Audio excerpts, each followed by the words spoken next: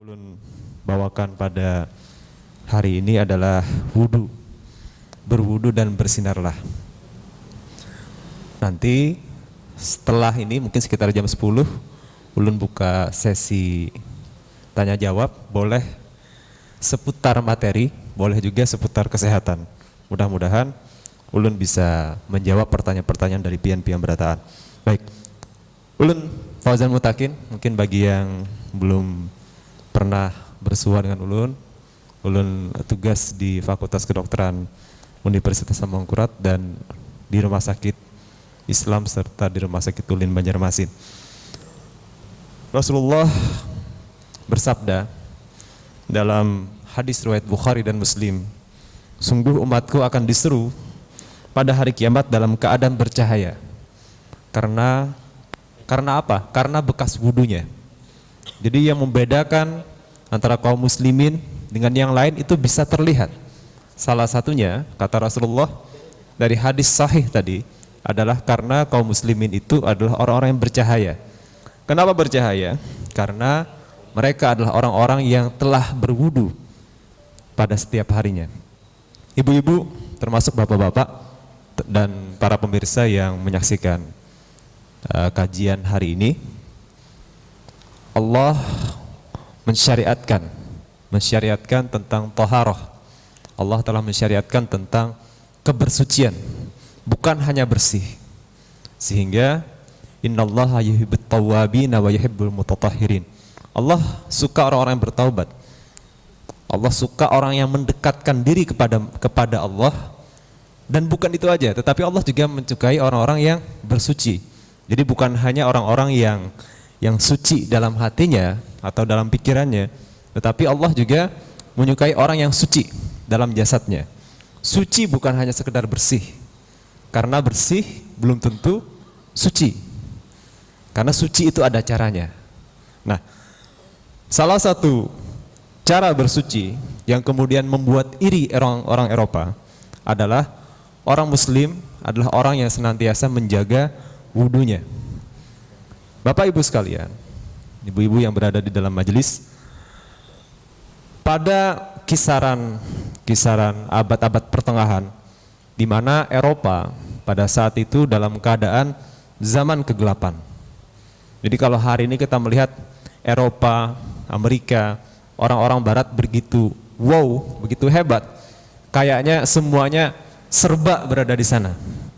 Kesehatan, kemudian kayaknya kemakmuran berada di sana. Tetapi sesungguhnya pencapaian yang demikian adalah pencapaian yang baru saja. Jadi bukan sesuatu yang sudah lama mereka capai. Sekitar beberapa ratus tahun yang lalu, kaum musliminlah yang memimpin dunia. Kaum musliminlah yang memimpin kecemerlangan di dalam dunia ini. Jadi kalau bicara kesehatan, bicara kemakmuran, bicara keindahan, kemudian bicara kesejahteraan, itu adalah miliknya kaum muslimin. Termasuk kalau bicara tentang kebersihan.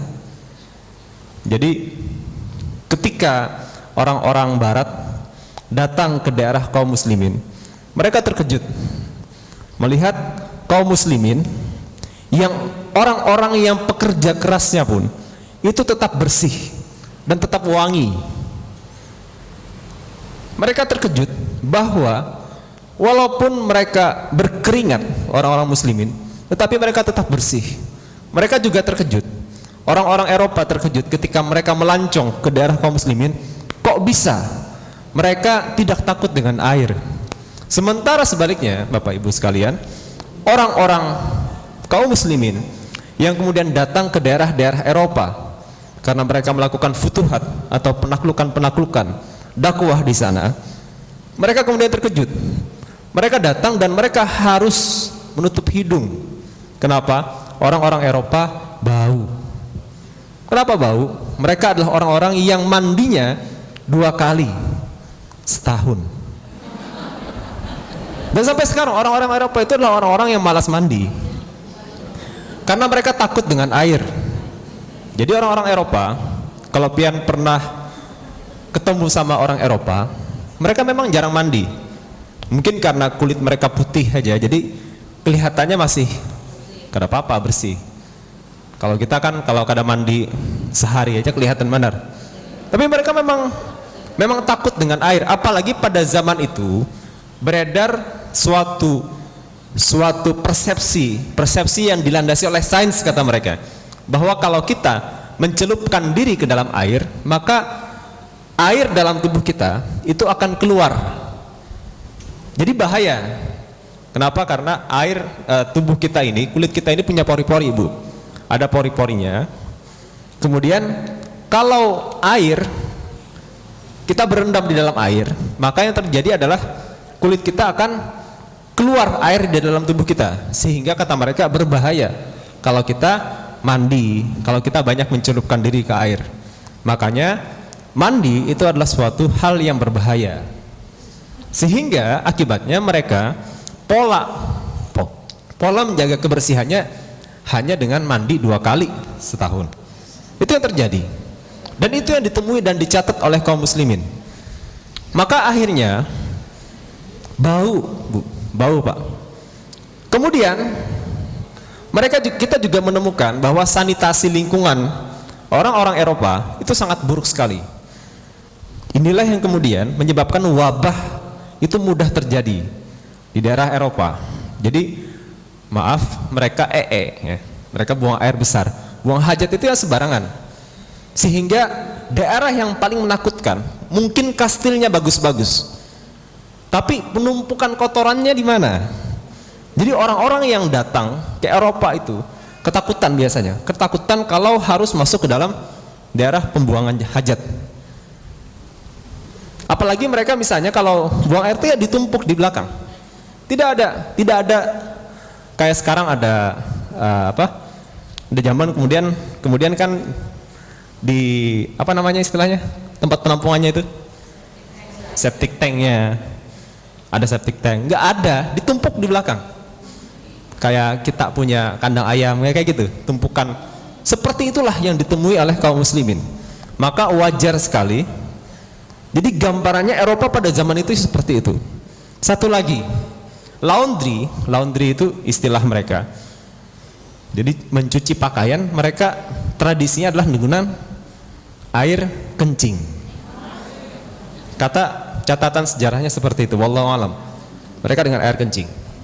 Kemudian kenapa mereka ada yang harum? Orang-orang yang harum itu hanyalah di kalangan bangsawan, di kalangan putri, di kalangan pangeran. Kenapa? Karena mereka menggunakan parfum. Itu aja.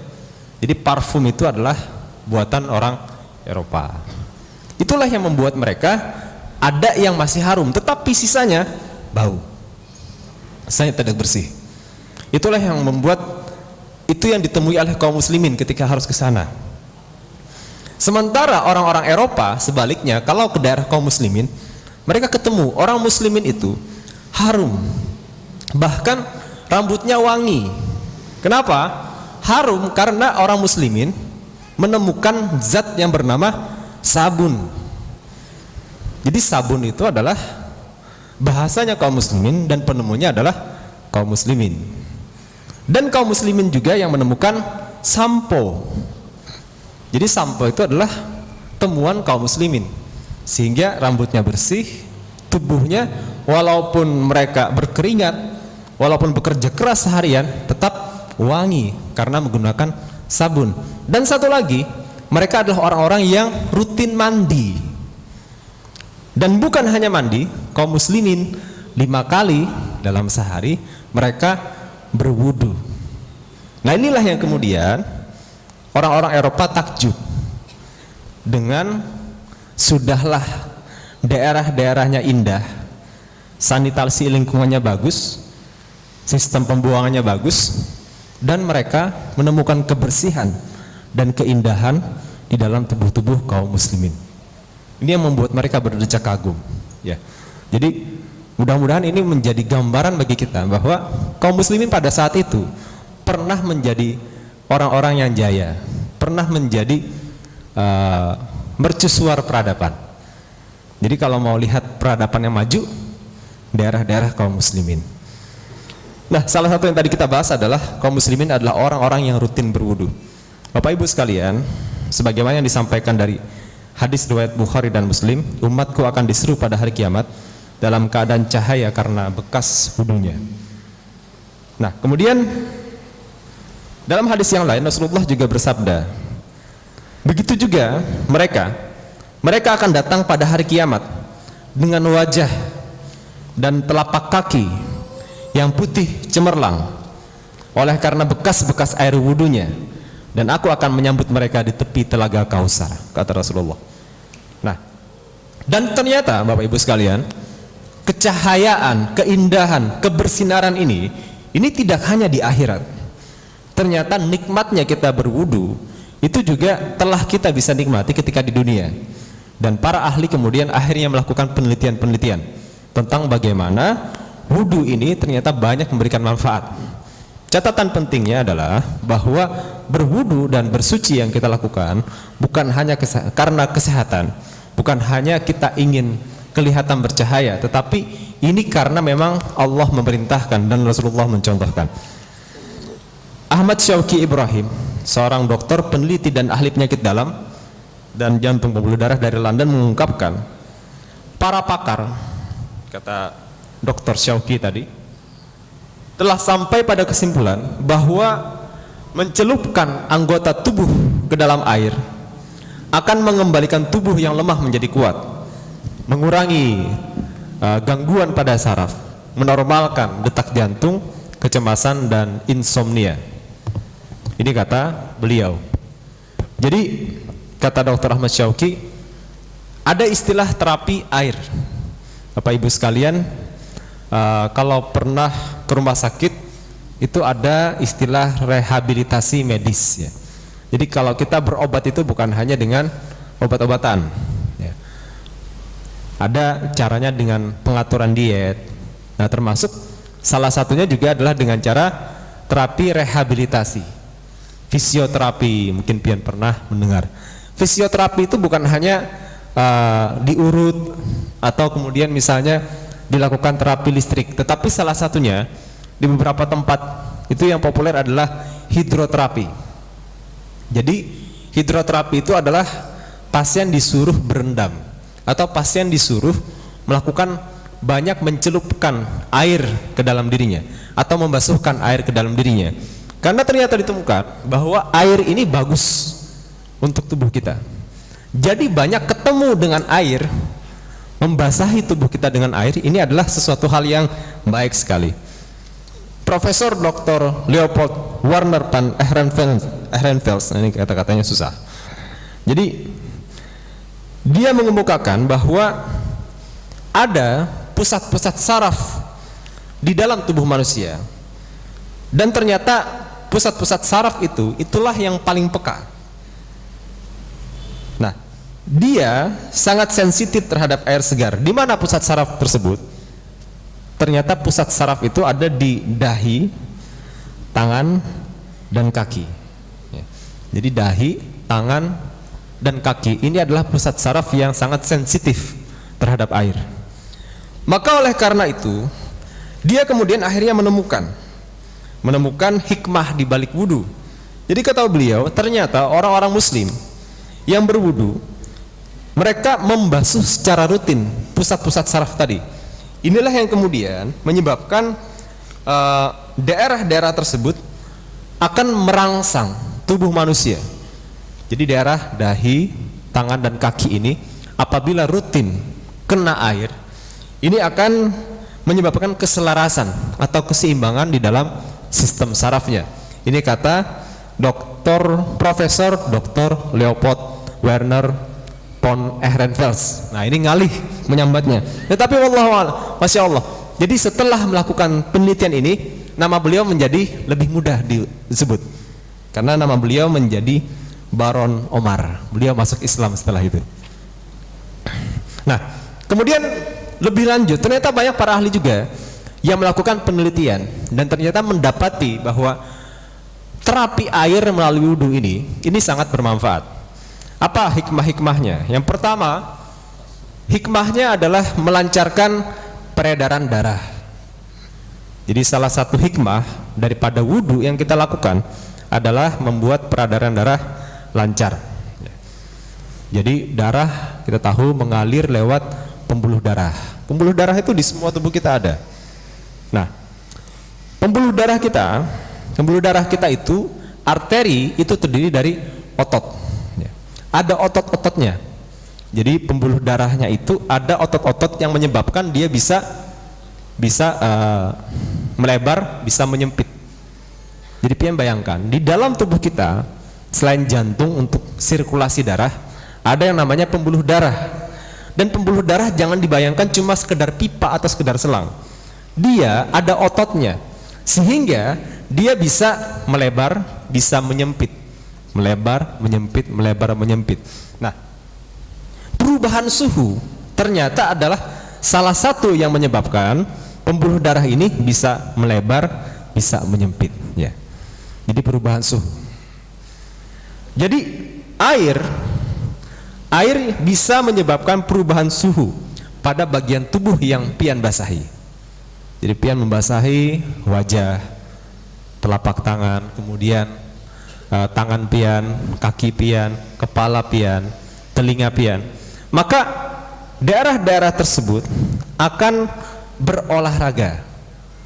Jadi pembuluh darah kita yang kena basuh itu akan berubah suhunya, maka kemudian akan seperti berolahraga. Maka elastisitas itu berarti kemampuan dia untuk elastis, ya, kemampuan dia untuk melebar, menyempit, ini akan terjaga. Setidaknya tubuh dengan rutin dibasuhi dengan air, maka pembuluh darah kita, terutama pembuluh darah yang memiliki otot, ini akan berolahraga. Jadi salah satunya inilah yang membantu dalam pelancaran peredaran darah kita. Satu, ternyata wudu membantu kelancaran peredaran darah. Bapak Ibu sekalian, berikutnya pada bagian-bagian tubuh yang kita basuh itu memperbaiki aliran di pembuluh limfe. Jadi bukan hanya darah yang beredar lewat pembuluh darah, ada lagi yang namanya pembuluh limfe. Sama dengan pembuluh darah tadi, pembuluh limfe juga berolahraga dengan kena basuhan yang kita lakukan pada saat berwudu. Kemudian Bapak Ibu sekalian, pada saat wudu kita juga disunnahkan membasuh bagian hidung. Jadi ada daerah di dalam hidung kita, daerah nasofaring, bagian belakang hidung kita ada nasofaring, dan disitulah ada sistem limfatik, sistem limfa yang kemudian bersembunyi di belakang sana. Bagi banyak orang-orang yang rentan bisa terkena tumor nasofaring, mungkin pernah mendengar. Nah, pembasuhan pada daerah itu akan menyebabkan perangsangan pada bagian tersebut, maka sehingga daerah nasofaring akan terjaga, ya. Dan ini memberikan peningkatan pada kekebalan tubuh kita. Yang kedua tadi, selain melancarkan peredaran darah, wudu juga mampu meningkatkan kekebalan tubuh kita. Bapak Ibu sekalian, yang ketiga, ternyata wudu juga mampu memperbaiki sistem kelistrikan di dalam tubuh kita. Jadi Masya Allah, tubuh kita Bapak Ibu, tubuh kita ini adalah tubuh yang ada banyak listrik-listrik. Jadi tubuh kita ini isinya listrik-listrik. Dan tubuh kita ini perlu listrik yang seimbang. Pian mungkin pernah merasakan stres, pernah merasakan gusar, bingung kenapa? Pernah merasakan lemes otot. Nah, bisa jadi itu adalah salah satunya adalah masalah kelistrikan di dalam tubuh kita yang sedang terganggu. Jadi kutub negatif, kutub positifnya bermasalah lah, mungkin seperti itu. Nah, berwudu secara rutin, ternyata dengan melakukan pembasuhan dengan air, entah mandi, entah wudu, itu akan menyegarkan kita. Nah, kenapa salah satunya jadi membuat menyegarkan kita? Karena kita telah menstabilkan listrik dengan cara membasuhnya dengan air. Jadi yang ketiga, wudu terbukti memperbaiki sistem kelistrikan di dalam tubuh kita. Jadi satu tadi apa Bu? Satu, melancarkan peredaran darah. Yang kedua, meningkatkan kekebalan tubuh. Yang ketiga, memperbaiki sistem kelistrikan di dalam tubuh kita. Yang keempat, Kalau pian sering melakukan akupressure atau akupunktur, pernah dengar? Maka wudu itu juga ternyata melakukan aktivitas wudu bukan hanya dengan cara basuh-basuh asal-asal aja, tetapi kita kan wudu itu disarankan untuk dibasuh dan diusap-usap. Wajah kita diusap-usap, kemudian tangan kita diusap, bukan sekedar kayak gini, tapi diusap. Kaki diusap, rambut diusap. Nah, ternyata dalam penelitian ternyata setidaknya ada 439 titik akupunktur yang terkena basuhan air ketika seseorang berwudu, tersebar di beberapa anggota tubuh. Ada 84 titik di wajah, di tangan 95, di kepala 64, di telinga bahkan 125, dan di kaki 125. Sehingga dengan melakukan rukun wudu ini, kita sebenarnya sedang melakukan terapi akupressure atau akupunktur. Ini bayangkan kalau orang-orang yang sering mempercayai tentang terapi ini, rutin kemudian melakukan terapi ini, maka sebenarnya wudu saja secara rutin dia sudah melakukan 5 kali terapi akupressure dan akupunktur. Dan tentu saja dengan manfaat-manfaat di balik akupressure dan akupunktur itu. Asalkan berwudunya itu adalah dengan cara mengusap, bukan dengan cara sekedar dibasuh-basuh aja. Makanya wajar, contoh misalnya saat kita membasuh daun telinga, bukan hanya dibasahi tetapi juga diusap, maka kita sedang melakukan perangsangan di 125 titik. Dan ternyata di daun telinga ini banyak saraf-saraf yang penting yang kita lakukan kalau kita rutin melakukan pembasuhannya ya. Kemudian yang kelima, salah satu manfaat daripada berwudu adalah membuat pikiran kita lebih mudah berkonsentrasi. Jadi kalau pian-pian yang kalau misalnya di majelis kada paham-paham misalnya, atau sedang belajar, anak-anak pian yang susah untuk belajar, susah konsentrasi, maka solusinya apa? Solusinya adalah berwudulah. Lagi pusang misalnya, susah konsentrasi, susah berpikir, maka ke belakanglah berwudu. Karena ternyata wudu memiliki efek memperbaiki konsentrasi, terutama karena kita melakukan pembasahan kepala dengan air. Jadi membasuh kepala dengan air ini akan memberikan efek sejuk pada kepala. Jadi para ahli saraf telah membuktikan bahwa air wudu yang mendinginkan ujung-ujung saraf jari tangan dan kaki ini memiliki pengaruh untuk memantapkan konsentrasi pada pikiran kita. Jadi kalau pian pusing, pian susah fokus, maka terapinya adalah berwudu. Berikutnya, wudu juga mencegah kanker pada kulit. Mukhtar Salem dalam bukunya menyampaikan bahwa wudu ini ternyata dapat mencegah kanker kulit. Jadi kanker kulit ini jangan dianggap sembarangan. Jadi seringkali kita menganggap ada semacam tahi lalat. Jadi tahi lalat itu belum tentu tahi lalat biasa. Bisa jadi tahi lalat itu sebenarnya adalah sebuah kanker. Jadi hati-hati. Jadi kalau merasa aneh bentuknya, tahi lalat yang paling aman itu adalah kalau misalnya tahi lalat kita itu berbulu, ada rambut-rambutnya. Nah itu berarti tahi lalat betulan, kalau ada bulunya. Kalau misalnya tahi lalatnya pindah aneh bentuknya, apalagi menonjol-nonjol yang pindah aneh, maka konsultasikan ke dokter. Jangan-jangan itu bukan tahi lalat, jangan-jangan itu adalah kanker kulit. Nah ternyata kulit kita ini Pak Bu, kita banyak terpapar radiasi, terpapar debu, terpapar zat-zat kimia, kosmetik dan lain sebagainya.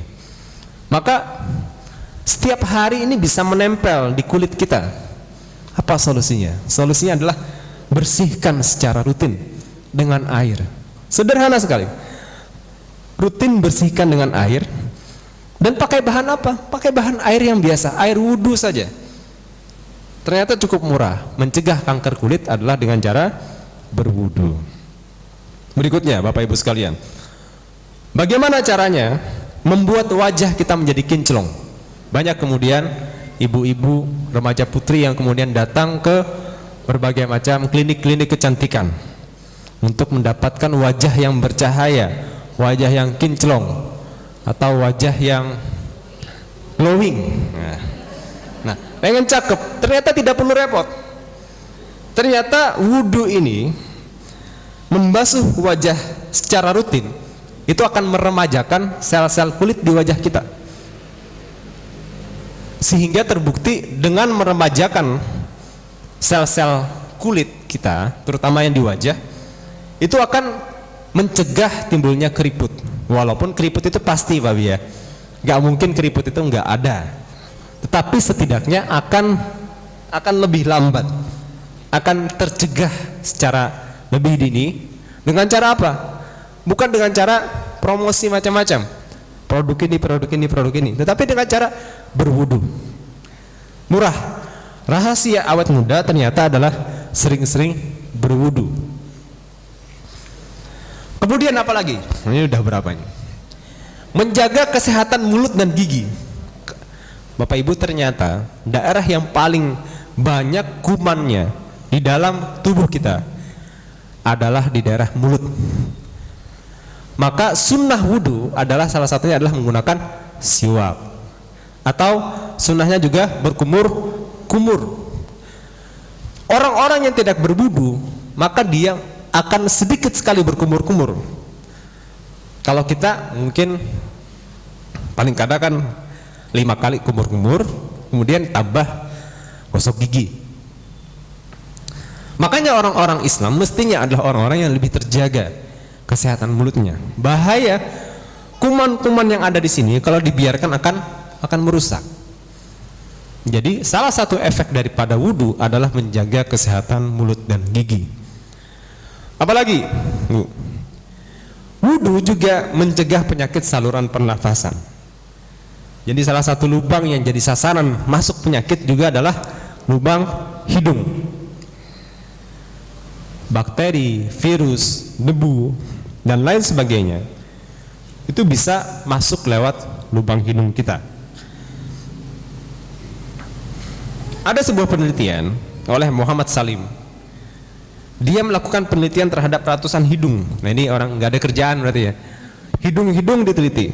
Nah, kemudian dia meneliti hidung orang yang rutin berwudu dan menggunakan sunnah membasuh air yang lewat hidung. Kemudian namanya istinsyak ya.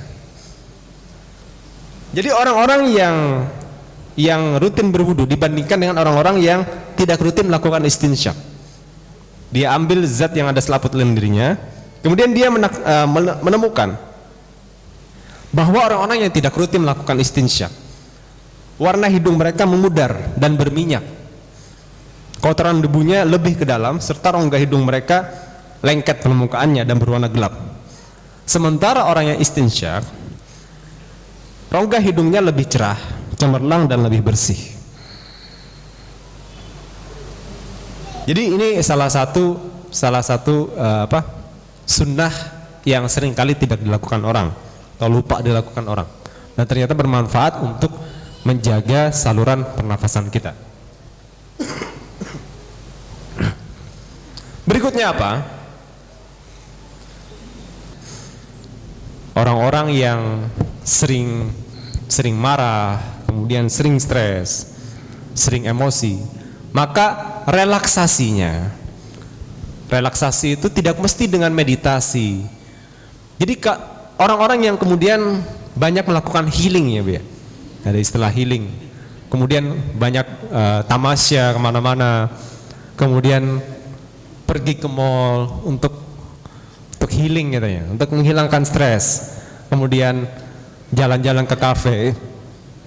Sebenarnya salah satu yang membuat kita menghilangkan stres, kemudian menghilangkan kemunyakan di dalam tubuh kita, dalam diri kita, menghilangkan amarah, adalah salah satunya adalah dengan cara berwudu. Jadi wudu ini ternyata salah satu efeknya adalah menjaga kesehatan psikis kita. Dan Masya Allah masih banyak sebenarnya kalau kita mau ungkapkan rahasia-rahasia di balik wudu tadi. Tetapi sebenarnya seperti ini. Allah berfirman, "Ya ayyuhallazina amanu idza qumtum ilas salati faghsilu wujuhakum wa aydiyakum ilal marafiqi wamsahu bi ru'usikum wa arjulakum ilal ka'bayn wa in kuntum junuban fattahharu wa in kuntum mardha aw 'ala safarin fatayammamu sa'idan thayyiban famsahu bi wujuhikum wa aydikum." Wa ma kana Allahu yuridu ayyaj'alakum ma yuridu ayyutahhirukum wa yutimma ni'matahu 'alaikum la'allakum tashkurun. Allah menegaskan dalam surah Al-Maidah ayat 6, Allah tidak dengan mensyariatkan wudu ini, Allah itu kata Allah tidak ingin menyulitkan kita. Jadi jangan pernah terbersit bahwa dengan wudu kita akan menjadi susah, akan repot, harus repot ke belakang, lagi yang pakai kerudung, wah buka lagi, kemudian masuk ke tempat wudu, repot lagi nanti. Tidak, cari air, apalagi daerah-daerah yang kesusahan air. Allah tidak ingin menyulitkan kamu. Allah tidak ingin memberikan haraj, kesusahan buat kamu. Tetapi Allah justru ingin membersihkan kita. Jadi dengan wudu ini, syariat bertaharah ini, Allah sebenarnya ingin membersihkan kita. Kemudian Allah ingin menyempurnakan nikmatnya, wa yutimma ni'matahu 'alaikum. Allah ingin menyempurnakan nikmatnya ke atas kita. Dan kata Allah ketika ini ayat penutup kalimat penutup dalam surah Al-Maidah ayat 6 ini. Wallahu yuridu ayyutahhirakum wa yutimma ni'matahu 'alaikum.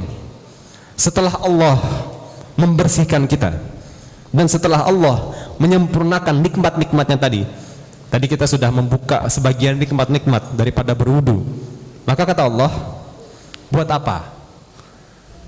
La'allakum tashkurun, agar kamu bersyukur, agar kamu berterima kasih kepada Allah, agar kamu ingat kepada Allah, agar kamu meningkatkan ketaatan kepada Allah. Ketika nikmat-nikmatnya tadi kemudian diberikan oleh Allah karena kita taat kepada salah satu syariatnya, maka tingkatkanlah ketaatan kepada Allah. La'allakum tashkurun. Hadanallahu wa iyyakum ajma'in. Mudah-mudahan bisa menambah sedikit wawasan. Selanjutnya dalam waktu mungkin sekitar 15 menit bisa kita, kalau ada pertanyaan dipersilakan. Oke, terima kasih Ustaz ya, Ibu ya. Hari ini luar biasa menarik ya Ibu-ibu ya. Jadi Pak Ustadz menjelaskan perihal secara psikis wudu dengan air. Nah, dan di dalam tadi sudah dijelaskan juga yaitu menggunakan air antioksidan ya Ustaz, Kangen Water. Baik Ibu-ibu, silahkan yang mau bertanya. Baik Ibu, 1, 2, banyak banget Ibu. Ya, dari Ibu siapa, Kamsiah dulu ya. Oke, silahkan Bu. Nah ini langsung kita serahkan dari sponsor, Ridin, tolong. Jadi Ibu-ibu sponsor di sini perlu kita jelaskan bahwasanya yang membantu kita dalam hal yang ngasih hadiah seperti ini Ibu-ibu. Jadi bukan berarti uang, dan ada juga sponsor yang berbentuk barang. Jadi yang kita masukkan di sini, alhamdulillah Ustaz, apabila kita berbelanja sesuatu itu kan kita kan melihat nih orang ini sedekahnya rajin apa enggak kan. Nah supaya ini akan berterus ke zakat juga. Nah kalau Ami Awad dan Hafiz ini kan Pak Rapik mungkin tahu ya Ibu ya, beliau saya lihat juga donasi di banyak tempat dan banyak masjid juga. Kemudian Travel Aska juga Ibu mungkin tahu, Haji Ujang kita sponsornya. Lapanila mendukung dalam pencetakan backdrop ini. Nah kita alhamdulillah itu kita cantumkan. Kemudian ada Salsa Musik Toko. Nah ini beliau mendonasikan peralatan audio kami untuk podcast. Itu kalau di kisaran harganya sekitar 30 juta Ibu. Jadi luar biasa sekali. Nah kemudian juga ada dari Koperasi Harum Manis Haji Apta. Beliau support dengan goodie bag. Kemudian Ibu Arlin itu biasa support kami setiap ada acara, kami dikasih makan free Ibu. Jadi ya kita sama-sama membantu dalam hal ini. Baik Ibu-ibu, Bu Hamsiah silakan. Yang padat singkat ya Ibu. Assalamualaikum warahmatullahi wabarakatuh. Terima kasih waktu yang diberikan. Pertama mengenai kangen water tadi Pak, sampai kapan expirednya air kangen water? Karena di kemasan atau botol tidak terlihat.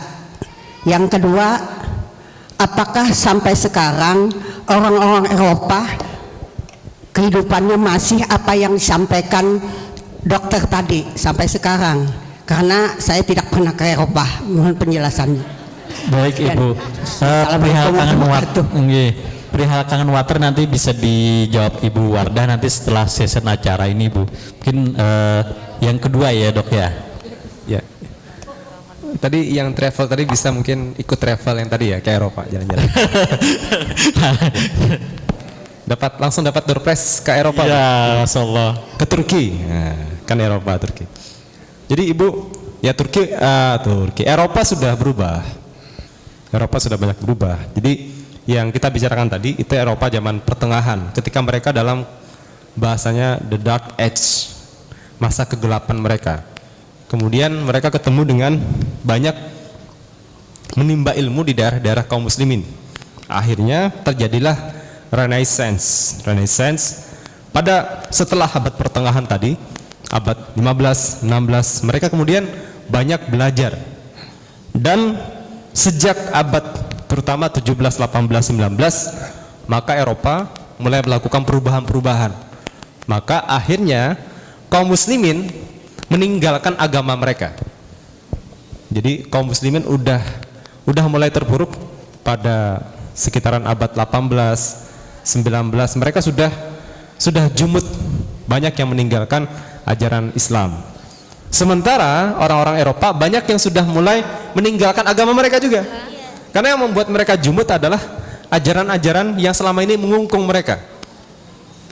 Jadi mereka akhirnya keluar daripada ajaran agama mereka. Dan mereka tenggelam dengan pokoknya nggak peduli lagi lah sekularisme, kapitalisme, liberalisme. Akhirnya mereka mulai banyak belajar.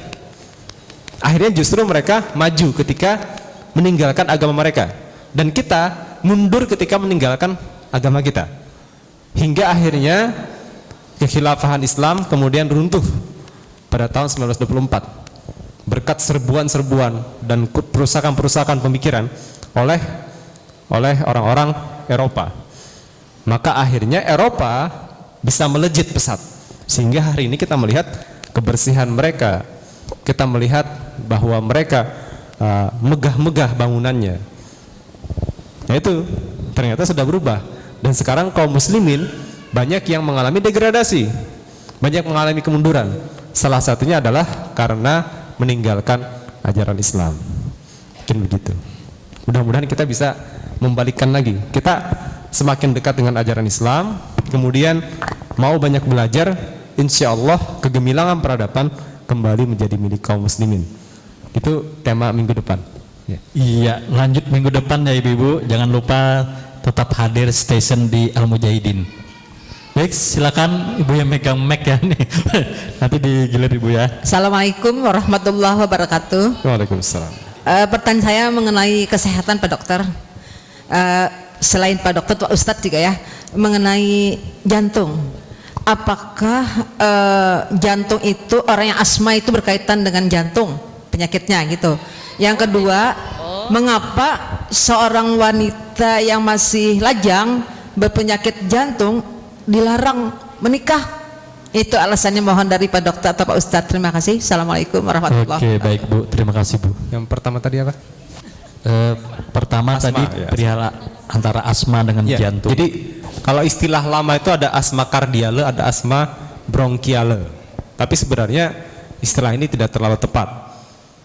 Jadi istilah asma, masyarakat bilang asma itu adalah pokoknya kalau sesak nafas itu dibilang asma. Padahal tidak semua sesak nafas itu gara-gara asma. Sesak nafas itu ada gara-gara masalah paru-paru. Masalah paru-paru itu pun banyak masalahnya. Bisa karena jaringan paru-parunya, bisa karena saluran di paru-parunya. Itu yang menyebabkan kita sesak nafas. dan penyebabnya belum tentu gara-gara masalah murni paru-paru. Kalau orang-orang yang mengalami asma bronkial, itu adalah orang-orang yang sejak kecil sudah asma atau sejak muda sudah asma. Jadi kalau pian di masa tua, umur 40-an, 50-an, tiba-tiba asma, sering sesak. Padahal usia 20 itu kada pernah asma. Pian takuni mama abah pian, apakah pernah asma dulu? Ya kada pernah. Maka itu bukan asma bronkial, bukan asma yang seperti biasa, yang gara-gara debu kemudian manggah, gara-gara perubahan cuaca panas dan dingin bisa manggah, atau gara-gara makanan tertentu bisa manggah.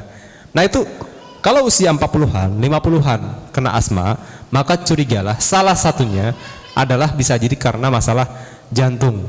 Kenapa? Karena pembesaran jantung, penurunan fungsi jantung itu akan menyebabkan salah satunya adalah penumpukan cairan di dalam tubuh kita.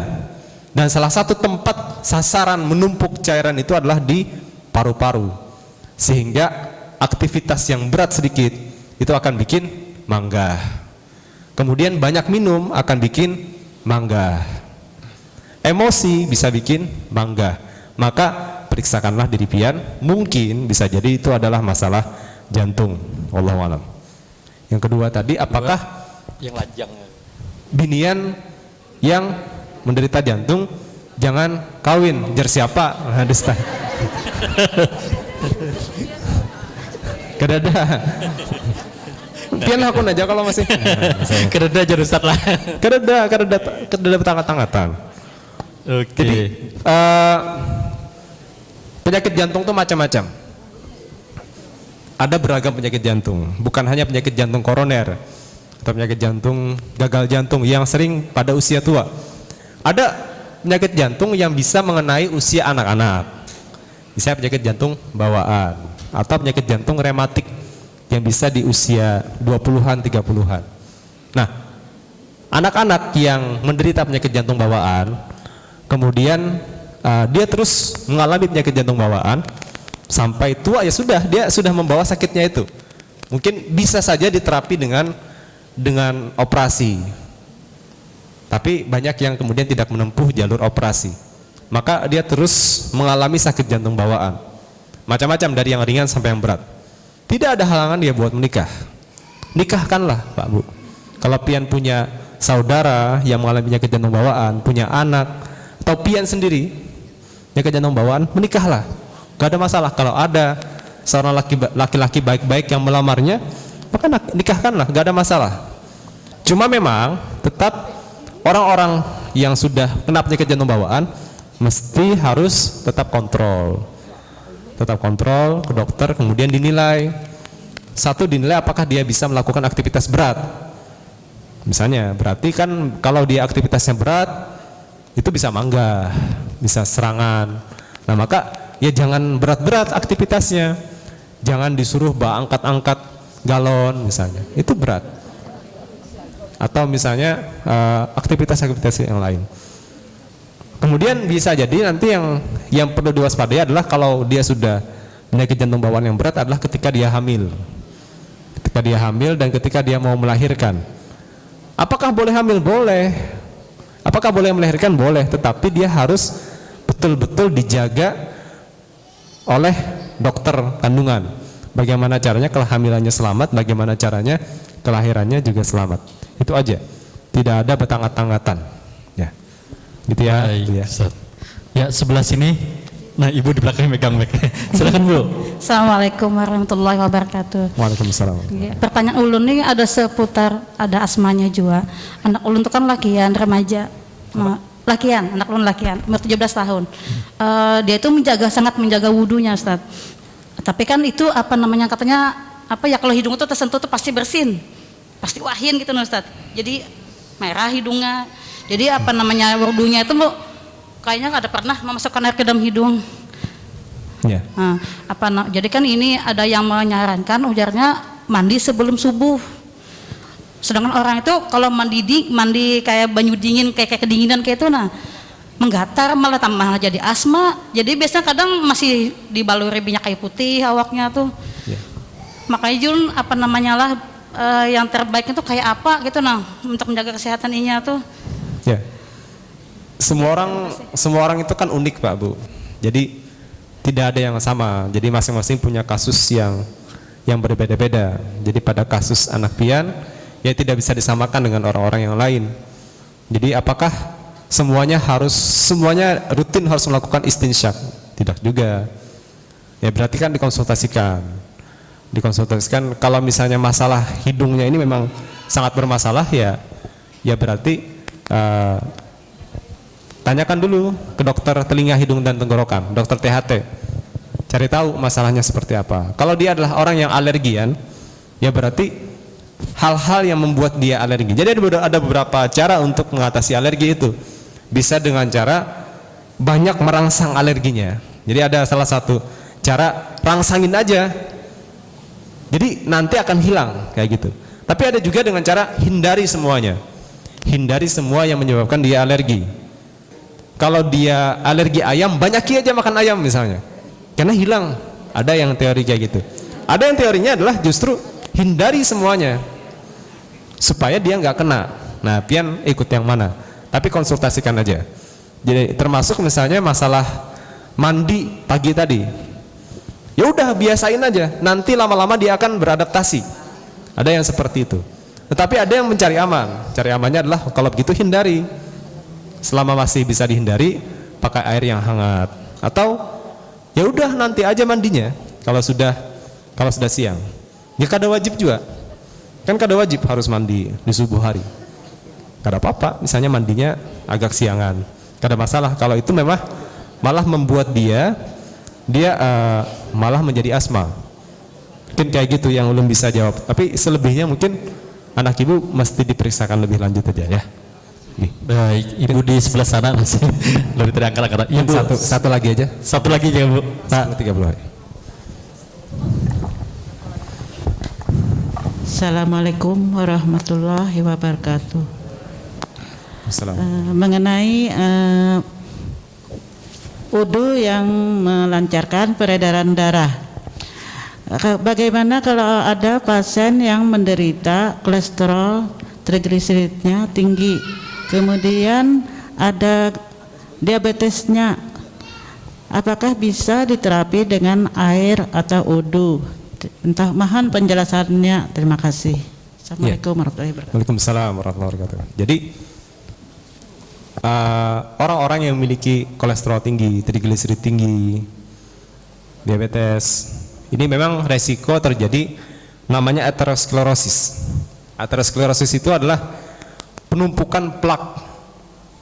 Plak itu pelebaran di dalam dinding pembuluh darah sehingga isinya kolesterol. Nah, orang-orang yang konsumsi kolesterolnya banyak adalah beresiko, orang-orang diabetes beresiko, orang-orang yang merokok itu beresiko terjadi plak tadi, sehingga gara-gara itu bisa menyumbat aliran darah di pembuluh darah, maka bisa terjadi sakit jantung koroner, bisa jadi stroke dan penyakit-penyakit pembuluh darah yang lainnya. Itu yang pertama. Apakah dengan air wudhu itu bisa hilang? Jawabannya tidak bisa, tidak nyambung. Yang nyambungnya adalah dengan cara mencegah kolesterol, mencegah trigliserid, mencegah diabetes. Kalau sudah kena, caranya adalah dengan cara obat-obatan. Jadi obat-obatan kolesterol, obat-obatan diabetes, obat-obatan mencegah trigliserid harus diminum. Termasuk dietnya pun harus dijaga. Tapi apakah terapi air membantu? Ya membantu. Membantunya itu hanyalah untuk olahraganya aja gitu. Jadi tidak bisalah kita kemudian menyamaratakan semuanya itu serba bisa diobati dengan apapun sekehendak kita. Enggak. Jadi Islam itu kan komprehensif, Bu. Jadi untuk melakukan penjagaan kesehatan itu bukan hanya dengan wudhu, tetapi juga dengan cara menjaga makanan. Jaga makanan juga adalah salah satu yang diperintahkan dalam Islam, halalan thayyiban. Apalagi dalam Islam juga diajarkan untuk berolahraga. Olahraga adalah satu yang diajarkan. dalam Islam. Apalagi Islam juga mengajarkan untuk pikiran yang sehat, menghindari stres. Apalagi Islam juga mengajarkan untuk berobat. Kalau sakit berobatlah. Jadi tidak hanya mengobati segala penyakit pokoknya dengan wudhu, enggak. Tetapi wudhu ternyata punya hikmah memperbaiki kesehatan kita. Jadi seperti itu ya, mudah-mudahan. Satu lagi Ustaz. Oke. Terima kasih Ustadz. Terakhir mungkin. Ini kebetulan kita ketemu spesialis jantung gitu ya. Nah, kadang-kadang kalau kita di rumah itu, Ustadz, bahwa antara mah dengan jantung itu hampir sama gitu, nah sakitnya gitu, sakitnya katanya di dada. Nah, tolong ini apakah benar atau gimana? Jadi mohon gitu, kalau kami ingin tahu penyebab jantung itu apa, tanda-tandanya gitu kalau kita di rumah gitu sebelum kita ke dokter. Apakah juga bisa kita dengan pertama kita cuci mulut dan gigi kan sehingga agak airnya gitu. Nah, mungkin itu yang kami tanyakan Ustadz. Terima kasih. Assalamualaikum warahmatullahi wabarakatuh. Jadi sakit perut beda dengan sakit dada. Jadi pasien jantung rata-rata keluhannya adalah terutama adalah rasa di dada, menyamak. Kalau perut, ada memang pasien-pasien tertentu yang keluhannya itu rasa tidak enak di perut, tetapi perutnya di perut atas, yang itu kemungkinan jantung. Tapi sakit perutnya itu beda. Sakit perut yang berhubungan dengan jantung itu rasanya bukan sakit perut yang melilit, bukan kayak ditusuk-tusuk, bukan sakit perut kayak pian lapar. Sakit perutnya tetap menyamak, tapi menyamaknya rasanya di daerah perut atas, beda rasanya. Jadi kalau pian sakit parut, kemudian pian bawa makan minum yang hangat nyaman, maka itu adalah sakit parut biasa. Jangan dicurigai sakit jantung. Kasihan mikir langsung ini adalah sakit jantung, padahal cuma gara-gara terlambat makan aja. Nah kalau sakit jantung itu kan berat Pak Bu. Yang paling tahu itu adalah orang yang sudah pernah kena. Mereka bisa membedakan, oh ini beda, lain sakit parut biasa. Sakit parut biasa itu ya biasa aja, melilit, bawa makan, oh ini terlambat, oh ternyata memang mah. Tapi kalau kena jantung itu rasanya betul-betul tidak nyaman. Perasaan tidak nyaman, bukan perasaan sakit perut biasa. Terapinya seperti apa? Mencegahnya seperti apa? Ya panjang kalau kita gambarkan. Tetapi apakah dengan cara mencuci mulut rutin itu ya tidak berhubungan dengan sakit jantung. Itu berhubungannya adalah dengan mencegah apa? Mencegah kerusakan pada gigi dan mulut, termasuk mencegah bakteri masuk ke dalam sistem pencernaan kita. Tidak banyak berhubungan dengan sistem jantung dan pembuluh darah. Gitu Pak. Iya. Baik, Cukup ya? Ustaz. Jadi panjang sekali ya Bu pembahasannya kalau perihal kesehatan jantung ya Dok ya. Tidak cukup 1 semester. Baik, Ibu-ibu, karena dokter juga ada aktivitas lain. Nah, kita cukupkan sampai di sini. Mungkin ada tips-tips untuk sehat jantung Dok pada ibu-ibu Dok. Ya. Hadis riwayat Bukhari menyampaikan ada 2 nikmat yang banyak dilupakan dari manusia, yaitu nikmat sehat dan waktu senggang. Nah, kita bahas nikmat sehat ini. Jadi kalau pian masih ada kesehatan, maka nikmatilah kesehatan ini. Nikmatilah kesehatan dengan banyak-banyak, kata Allah tadi, banyak-banyak bersyukur. Banyak-banyak bersyukur, kemudian tingkatkan ketaatan kepada Allah. Banyak-banyak mengkaji Islam, banyak-banyak beribadah. Karena kita kada tahu, semua kita ini Pak Bu akan sakit. Ulun akan sakit pada masanya. Akan entah nanti ulun sendiri kena jantung, kena diabetes, kena kanker, kena apa. Wallahu a'lam. Kita kada pernah tahu. di umur 30-an ini ya kada masalah mungkin, tapi mungkin nanti di usia 40, usia 50 ada aja garingnya. Pian di usia 50, usia 60, mungkin saat ini ada yang 60, ya mungkin masih kada apa-apa. Tapi ada nanti cabang tubuh kita ini betua. Tubuh kita ini karena ada masanya garing. Pada saat garing nanti mudah-mudahan Allah memberikan nikmat pada kita pada saat garing, dan kemudian Allah akan menjatuhkan dosa-dosa kita dengan sebab kita sakit yang bersabar tadi. Tetapi nikmat sehat ini mari kita manfaatkan untuk semaksimal mungkin meningkatkan ketaatan kepada Allah. Astagfirullahaladzim, astagfirullahaladzim, astagfirullahaladzim. Belum, mohon maaf kalau ada kesalahan. Subhanakallahumma rabbana wa bihamdika asyhadu an la ilaha illa anta astaghfiruka wa atubu ilaik. Wassalamualaikum warahmatullahi wabarakatuh.